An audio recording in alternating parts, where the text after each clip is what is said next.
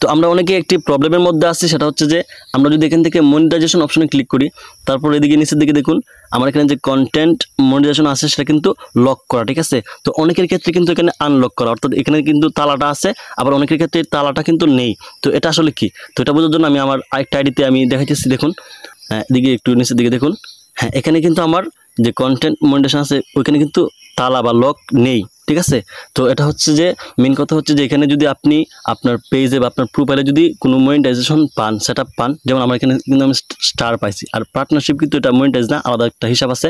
তো যদি এরকমভাবে মনিটাইজ আপনি পান বা সেট আপ থাকে আপনার এখানে, অর্থাৎ আপনার মনিটাইজেশন যদি অ্যাক্টিভ থাকে তাহলে কিন্তু এখানে আপনারটা যে আনলক দেখাবে। আর যদি আপনার কোনো মনিটাইজ না থাকে বা আপনার মনিটাইজেশন যে অপশন আছে ওটা যদি অ্যাক্টিভ না থাকে, মানে নট এলিজিবল থাকে, তাহলে কিন্তু আপনাকে এখানে এই আপনার মনিটাইজ কন্টেন্ট মনিটাইজেশনটা কিন্তু এখানে তালা দেখাবে, ঠিক আছে।